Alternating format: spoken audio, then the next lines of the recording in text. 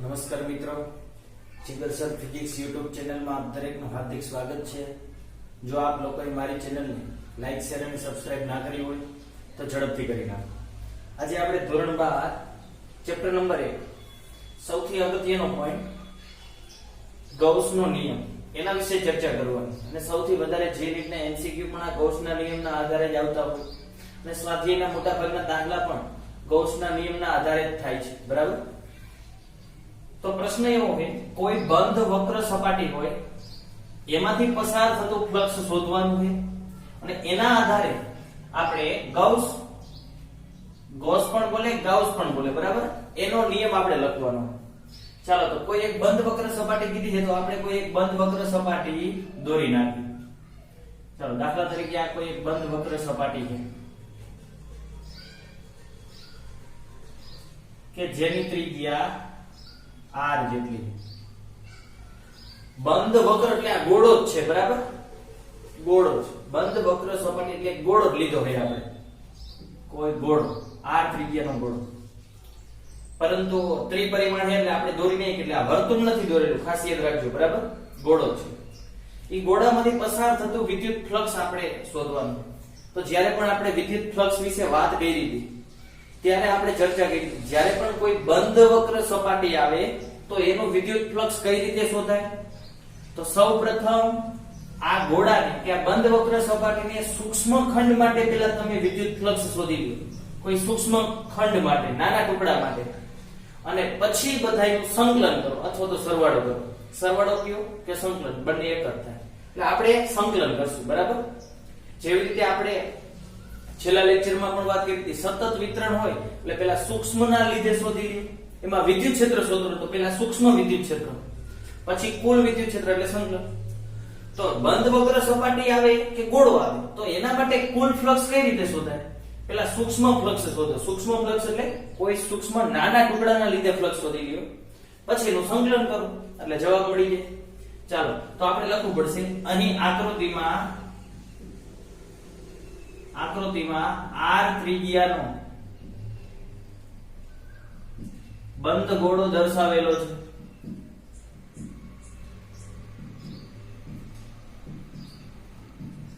પછી લખ નાખશું એનો કોઈ એક નાનો ટુકડો લઈ લો, દાખલા તરીકે એક નાનો ટુકડો, હવે હું આનો નાનો ટુકડો દોરું, બરાબર સમજજો।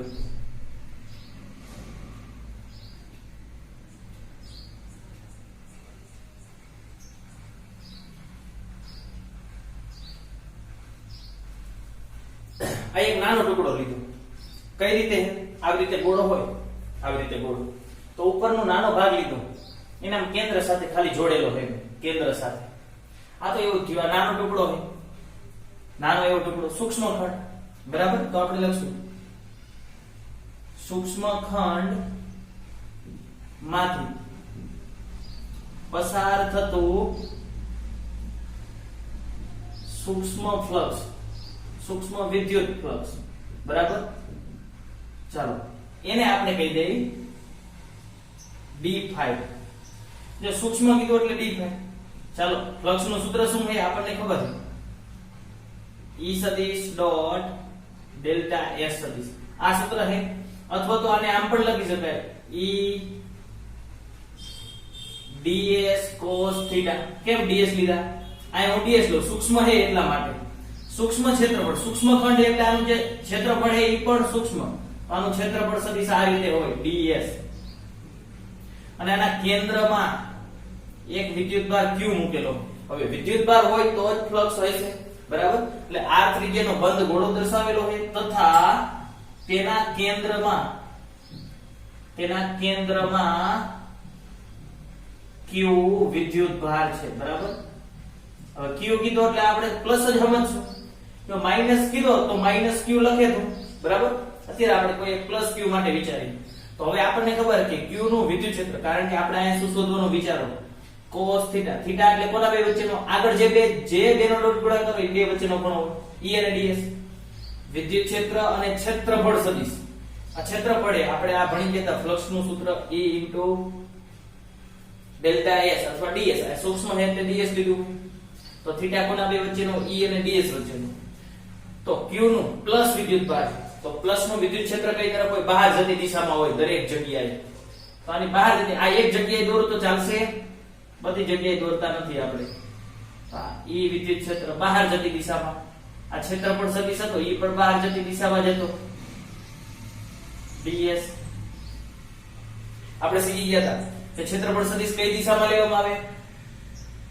તો કે બંધ વક્ર સપાટી માટે ઈ સપાટીને લંબ રૂપે બહાર તરફ. તો સપાટી આ રીતે થઈ અને બહાર તરફ. રેડી? તો હવે બંને જો તો બંને એક જ દિશામાં કે બંને એક દિશામાં થાય તો બંને વચ્ચેનો ખૂણો, બેની દિશા એક હોય તો બંને વચ્ચેનો ખૂણો કહેવાય 0 ડિગ્રી. કારણ કે E અને ds એક જ દિશામાં, એક જ દિશામાં. રેડી? તો બે એક દિશામાં એટલે ખૂણો 0, ખૂણો 0 એટલે ચાલો cos 0 એટલે 1, એટલે આ 1 લખ નહીં. આ સૂક્ષ્મ ફ્લક્સ હજી મળ્યું નથી. ચાલો તો હવે આ બંનેની મારે કિંમત મૂકવાની છે. વિદ્યુત ક્ષેત્ર, કોનું વિદ્યુત ક્ષેત્ર છે? એક વિદ્યુત ભારનું. કેટલા અંતરે? r અંતરે. જો તો r ત્રિજ્યાથી r અંતરે વિદ્યુત ક્ષેત્ર. તો આપણે આવડે જ છે કે q/r². રેડી? અને આ ds ના ds એટલે આટલાનું સૂક્ષ્મ કેટલું તમે સૂક્ષ્મ ધારો એનું આપણે વિદ્યુત ક્ષેત્ર ક્ષેત્રફળ આપણે નક્કી ન કરીએ. તો આ મળી ગયું આપણને સમીકરણ 1. કૌંસમાં કારણ લખ નાખવાનું q નું વિદ્યુત ક્ષેત્ર. એટલે q નું વિદ્યુત ક્ષેત્ર E બરાબર k q/r². આ સૂક્ષ્મના લીધે ફ્લક્સ મળ્યું આપણને, સૂક્ષ્મ વિદ્યુત ભારના લીધે. તો આપણે તો ટોટલ ફ્લક્સ જોઈએ, સમગ્ર ગોળામાંથી પસાર થતું. તો એકના લીધે મળી જાય. આપણે શીખી જ ગયા હતા કે બંધ વક્ર સપાટી હોય તો એમાં ફ્લક્સ મેળવવું હોય તો પેલા નાના ટુકડા પડે, તો નાના ટુકડામાંથી પસાર થતું ફ્લક્સ મેળવી લીધું. અને હવે આ સમગ્ર આવા નાના નાના ટુકડાને ભેગા કરો એટલે સરવાળો અથવા તો સંકલન. ભેગું કરવું એટલે સંકલન અથવા સરવાળો, જે કરો. પરંતુ આપણે એક જ પદ્ધતિ અપનાવી, કઈ? સંકલન વાળી. તો સંકલન કરનાર એટલે કુલ ફ્લક્સ મળી જાય. તો આપણે લખશું હવે સમગ્ર ગોળામાંથી પસાર થતું કુલ વિદ્યુત ફ્લક્સ. ચાલો તો કુલ વિદ્યુત ફ્લક્સ એટલે phi. તો શું કરવાનું? કુલ મેળવવું એટલે આ બધા નાના નાના ફ્લક્સ ને ભેગા કરવાના. નાના નાના ફ્લક્સ ને ભેગા કરવા એટલે સંકલન. d phi ને ભેગા કર્યા એટલે સંકલન કમ્પ્લીટ. ચાલો તો હવે મૂકી દો કિંમત d phi ની કિંમત હતી k q/r² into ds. શોધો. હવે ds છે એટલે s નું સંકલન થાય. ds એટલે s નું સંકલન થાય, બીજા કોઈનું ન થાય. k ની કિંમત ફિક્સ, q વિદ્યુત ભારે ફિક્સ જ છે, ત્રિજ્યા r ફિક્સ જ છે. બદલાતું તો આખામાં આ નાના નાના ટુકડા બદલાતા હતા. કોઈ આવડો ટુકડો લે, કોઈ આવડો ટુકડો લે, કોઈ અતિશય નાનો ટુકડો લે, એટલે ds ક્ષેત્રફળ બદલાય. તો ds હોય તો s નું થાય, બીજા કોઈનું નહીં થાય. એટલે આ બધું બાર, તો એને બાર કાઢી લ્યો તો k q/r² એટલે અચળ થયું. સંકલનમાં ds હોય તો એનું સંકલન s થાય. રેડી? dx હોય તો x થાય, dy હોય તો y થાય, ds હોય તો s થાય. જ્યાં s એટલે ચાલો s એટલે હવે સમગ્ર ગોળાનું ક્ષેત્રફળ. કારણ કે હવે સંકલન આવા બધા નાના નાના ક્ષેત્રફળને ભેગા કરીને એટલે સમગ્ર ગોળાનું ક્ષેત્રફળ. અને સમગ્ર ગોળો હોય એનું ક્ષેત્રફળ શું થાય? ક્ષેત્રફળ આપણને ખબર છે 4πr². તો આપણે લખવું પડશે જ્યાં s એટલે સમગ્ર ગોળાનું ક્ષેત્રફળ. અને ઈ કેટલું હોય તો કે 4πr². ક્ષેત્રફળ કીધું, s એટલે ક્ષેત્રફળ. અને k ની કિંમત આપણને ખબર હોય. k બરાબર શું થાય? 1/4πε0 થાય. તો આ મૂકી દો, કારણ કે 4π છે તો કદાચ ઉડી જાય. તો આ કુલ ફ્લક્સ આપણને મળ્યું. ચાલો તો કુલ ફ્લક્સ phi બરાબર કેટલું મળશે? k ની જગ્યાએ મૂકી દો 1/4πε0. આ qm ના છેદમાં r² હતા, ઈ પણ એમના ગુણ્યા 4πr² છે ઈ એમના. ચાલો જોવો તો 4π ઉડી ગયા, r² ઉડી ગયા. તો ફ્લક્સ આટલું મળ્યું q ના છેદમાં ε0. તો ફ્લક્સ કેટલું મળ્યું? q ના છેદમાં ε0. જે દર્શાવે છે કે ખૂબ જ અગત્યનો પોઈન્ટ, જે દર્શાવે છે કે બંધ વક્ર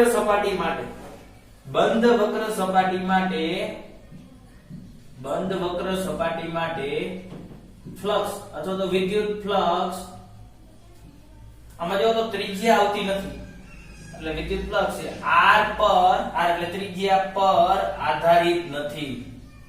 ખાસ યાદ રાખજો, આધારિત નથી. ટૂંકમાં આગળો r ત્રિજ્યાનો આવડો લીધો 10 સેમી નો. હું કદાચ 15 સેમી નો લે તો એક ફ્લક્સ આ જ આવે. હું કદાચ 20 સેન્ટીમીટર નો લે તો પણ ફ્લક્સ આ જ આવે. હા, ઈ ગોળા વડે ઘેરાતો જે વિદ્યુતભાર છે ઈ એટલો ને એટલો રહેવો જોઈએ. આ q શું છે તો કે q એટલે આ ગોળા વડે ઘેરાતો વિદ્યુતભાર. ઈ બદલાઈ જાય, જો q બદલાઈ જાય તો ફ્લક્સ બદલાઈ જાય. કારણ કે આ q હોય એની જગ્યાએ 5 આવે, 15 આવે, 25 આવે તો ફ્લક્સ બદલાઈ જાય. એટલે આ પ્રશ્ન બીજી રીતે પણ પૂછાઈ શકે કે સાબિત કરો કે કોઈ બંધ વક્ર સપાટી માટે વિદ્યુત ફ્લક્સ એ ત્રિજ્યા પર આધારિત નથી. તો પણ તમારે અહીંયાથી લઈ ને આ રીતે ગણતરી કરવાની એકદમ સરળ ગણતરી છે. હવે આપણે ફ્લક્સ શોધવાનું કીધું તો ફ્લક્સ શોધી નાખ્યું. હવે એના ઉપરથી આપણે ગાઉસનો અથવા તો ગૌસનો નિયમ લખવાનો. પેલા આટલું ક્લિયર થઈ ગયું, એકદમ સરળ. બંધ વક્ર સપાટી હોય તો કઈ રીતે સોલ્વ થાય ફ્લક્સ? પેલા સૂક્ષ્મ ખંડ માટે ફ્લક્સ શોધવાનું. સૂક્ષ્મ ફ્લક્સ નું જે સૂત્ર છે એ જ મૂકવાનું હોય. તો ફ્લક્સ નું જે સૂત્ર તો એ જ મૂક્યું, એમાં e ની કિંમત મૂકતા હતા એટલે મૂકી દીધા. અને પછી આવા નાના નાના ટુકડાને બધાને ભેગા કરો એટલે કુલ મળે. ભેગા એટલે સંકલન. તો આવા કુલ ફ્લક્સ ભેગા કરી નાખ્યા, ટોટલ મળી ગયું. બસ આમાં કિંમત મૂકી એટલે આપણો જવાબ આવી, બીજું કઈ છે. રેડી? તો હવે આપણે ગાઉસનો નિયમ લખી. બરાબર? આ કાઢી નાખું અને નીચે તમારે લખવાનો છે ગૌસનો નિયમ. ચાલો, ગૌસનો નિયમ શું થાય બરાબર સમજો. એનું હું વિધાન લખું. કોઈ બંધ સપાટી સાથે સંકળાયેલું કુલ વિદ્યુત ફ્લક્સ કેટલું હોય? જો તો આ ફાઈ મેળવો. ફાઈ શું હતું? કોઈ બંધ સપાટી માટે સંકળાયેલું કુલ વિદ્યુત ફ્લક્સ એ કેટલું હોય? તો કે q ના છેદમાં એપ્સિલોન 0 છે. q શું છે? તો કે બંધ સપાટી વડે ઘેરાતો કુલ વિદ્યુતભાર. કુલ વિદ્યુત ફ્લક્સ એ સપાટી વડે ઘેરાતો કુલ વિદ્યુતભાર અને એપ્સિલોન 0 ના ગુણોત્તર બરાબર હોય છે. ખાસ યાદ રાખજો, આ ગૌસના નિયમનું વિધાન થયું કહેવાય. વિધાન શું કે? કોઈ બંધ સપાટી વડે ઘેરાયેલું ફ્લક્સ. એટલે ગૌસનો નિયમ બંધ સપાટી માટે જ છે. કોઈ બંધ સપાટી માટે ઘેરાયેલું ફ્લક્સ કેટલું હોય? તો કે ઈ સપાટી વડે ઘેરાતો કુલ વિદ્યુતભાર. ઈ સપાટીની અંદર જેટલો વિદ્યુતભાર હોય ઈ q હોય તો q, 10 હોય તો 10, 5 હોય તો 5. ઈ અને એપ્સિલોન 0 એટલે શૂન્યાવકાશની પરમિટિવિટી. ઈ બેના ગુણોત્તર બરાબર હોય છે. આ ગૌસના નિયમનું વિધાન થયું. આ રીતે ગૌસનો નિયમ મેળવ્યો. ક્લિયર થઈ ગયું આટલું કમ્પ્લીટ? ત્યાર પછી આપણે આગળ વધીએ. ચાલો, આપણે ગૌસનો નિયમ મેળવ્યો. બરાબર? હવે ગૌસના નિયમ માટે એક સૂત્ર તમારે હવે યાદ રાખવાનું. ટેક્સ્ટ બુકમાં એમ ડાયરેક્ટ નથી આપેલું, પરંતુ હું તમને એમ લખાવી દઉં. ગૌસનો નિયમ બંધ સપાટી માટે છે એટલે ફ્લક્સ બરાબર આપણે આ સૂત્ર તો મેળવ્યું છે, q ના છેદમાં એપ્સિલોન 0. અને આ સિવાય બીજું ફ્લક્સ બરાબર I થાય ને, E સદિશ ડોટ ડેલ્ટા S સદિશ. કારણ કે ફ્લક્સ બરાબર I સૂત્ર છે. અથવા તો E ડેલ્ટા S cos θ. આના બરાબર આમ પણ લખાય, E ડેલ્ટા S cos θ. કારણ કે ડોટ ગુણાકાર. બીજું કે આ q એટલે ઘેરાતો વિદ્યુતભાર. સમજો, દાખલા તરીકે આ કોઈ સપાટી છે, બંધ સપાટી. એની અંદર હું એમ કહું +2 કુલમ, -3 કુલમ, +4 કુલમ અને -1 કુલમ વિદ્યુતભાર છે. તો તમારે આમાંથી પસાર થતો ફ્લક્સ શોધવું હોય તો તમને વિદ્યુતભાર આપેલો છે. તો વિદ્યુતભાર આપેલો અને ફ્લક્સ કીધું હોય તો આ સૂત્ર લેવાય. તો ઘેરાતો વિદ્યુતભાર એટલે અંદર જેટલો હોય એ બધો ટોટલ વિદ્યુતભાર લેવાનો. ટોટલ એટલે બેઝિક સરવાળો. કારણ કે વિદ્યુતભારનો જ્યારે પણ સરવાળો કરી ત્યારે બેઝિક સરવાળો થાય. પ્લસ હોય તો પ્લસ લેવા પડે, માઈનસ હોય તો માઈનસ લેવા પડે. એટલે 2 ને 4 6 -3 એટલે 3 માંથી 1 જાય એટલે 2. તો +2 કુલમ કહેવાય. એટલે ટોટલ વિદ્યુતભાર 2 કુલમ કહેવાય. અર્થ સમજાયો? ઘણી વખત અહીંયા નિયમ માટે સિગ્મા પણ લખીએ. સિગ્મા ક્યુ એટલે ટોટલ વિદ્યુતભાર, એમ સરવાળો, બેઝિક સરવાળો. ખાલી ક્યુ લખો તો પણ ચાલે. રેડી? એટલે આ બાબતનું એક ખાસ ધ્યાન રાખજો આપણે. ચાલો ત્યાર પછી આપણે આગળનો પ્રશ્ન જોઈએ. આગળનો પ્રશ્ન એવો કીધો કે બંધ સપાટી વડે સંકળાયેલ વિદ્યુત ફ્લક્સ શૂન્ય હોય તો તેના વડે ઘેરાતો વિદ્યુતભાર 0 જ હોય. ચાલો એક બંધ સપાટી આપણે લઈ લઈએ. ચાલો કોઈ એક બંધ સપાટી લઈ લઈએ. દાખલા તરીકે કોઈ નળાકાર આકારની બંધ સપાટી લઈ લઈએ. ચાલો આ કોઈ બંધ સપાટી છે, બરાબર? બંધ જ છે, બે બાજુથી બંધ જ છે, બરાબર? તો આપણે લખશું આકૃતિમાં બંધ સપાટી તરીકે નળાકાર લીધેલ છે. રેડી? અને આમાંથી પસાર થતું વિદ્યુત ફ્લક્સ શૂન્ય હોય તો આની અંદર કોઈ જ વિદ્યુતભાર ઘેરાયેલો નથી, 0 0. એટલે આપણે આની અંદર વિદ્યુતભાર અત્યારે મૂકતા નથી, બરાબર? એનો વિદ્યુત ફ્લક્સ શૂન્ય હોય તો આપણે એવું સાબિત કરવાનું કે એનો વિદ્યુતભાર 0 0. તો એના માટે હું શું કરું?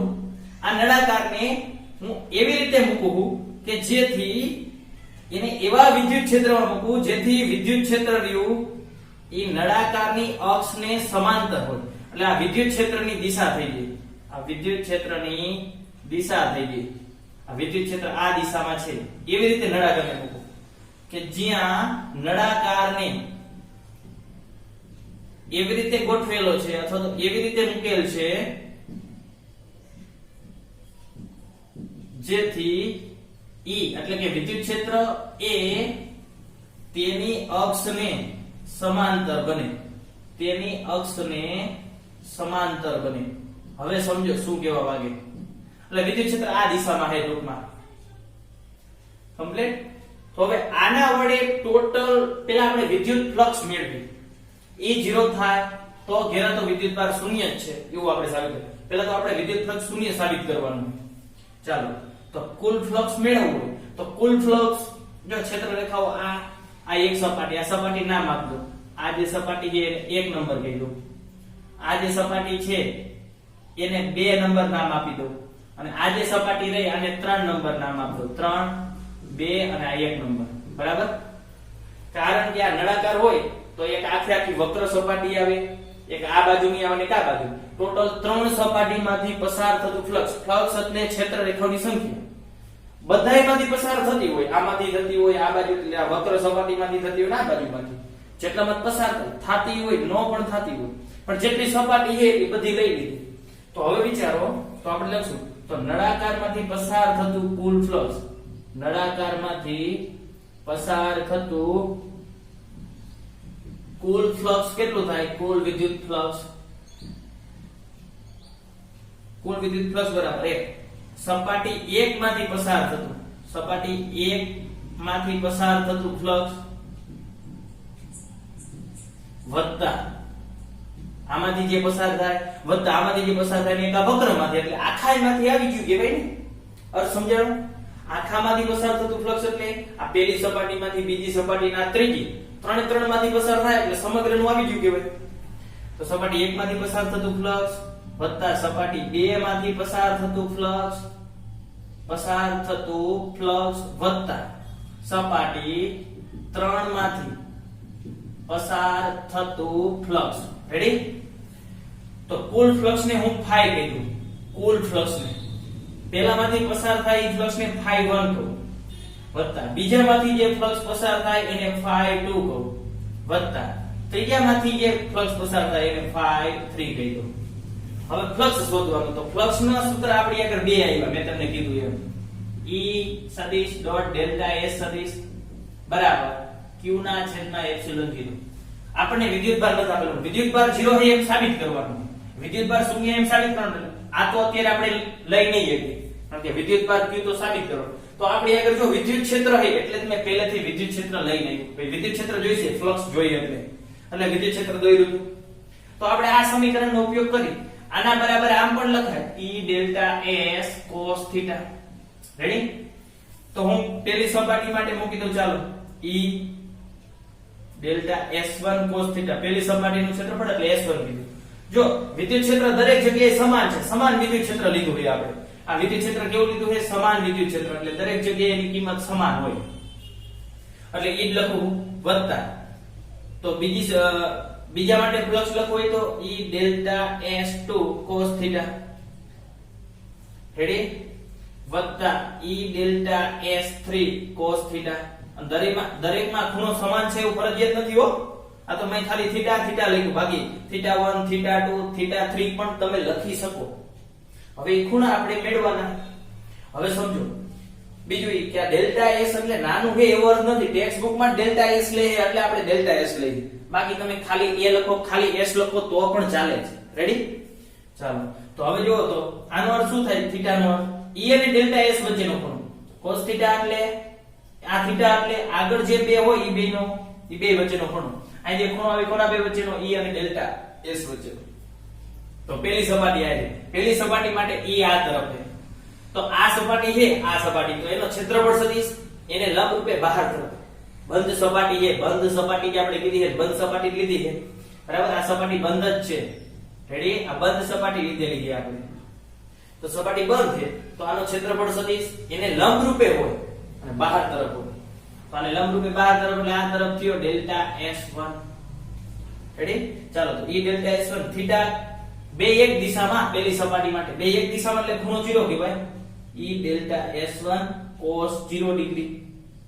ચાલો બીજી સપાટીમાં, આ સપાટીની વાત કરીએ તો આના માટે વિદ્યુત ક્ષેત્ર આ દિશામાં છે, આ દિશામાં E છે. આનો ક્ષેત્રફળ સદિશ કઈ દિશા પર? આનો ક્ષેત્રફળ સદિશ આને લંબ રૂપે બહાર તરફ. તો આનો ક્ષેત્રફળ સદિશ આ દિશામાં થયો ડેલ્ટા S2. રેડી? ચાલો તો E ડેલ્ટા S2 જો E આમ છે, ડેલ્ટા S આમ, એટલે બે વચ્ચેનો ખૂણો 180 ડિગ્રી કમ્પ્લીટ. ચાલો તો cos 180 ડિગ્રી. આપણે E અને ડેલ્ટા S નો ખૂણો જોવાનો. ચાલો ત્રીજી સપાટી માટે, ત્રીજી સપાટી એટલે આ વક્ર. ચાલો હું આના માટે વાત કરું તો આનો ક્ષેત્રફળ સદિશ આને લંબ રૂપે બહાર તરફ એટલે ઉપર તરફ આવશે.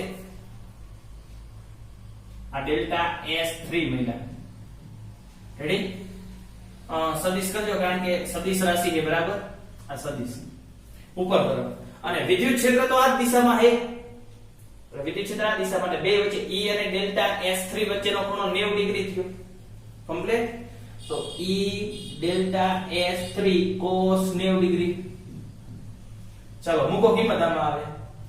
cos 0 એટલે 1 એટલે E into ડેલ્ટા S1 વત્તા E ડેલ્ટા S2 cos 180 ની કિંમત -1 એટલે -1 ને હું આ લખ નાખું આ માઈનસ. રેડી?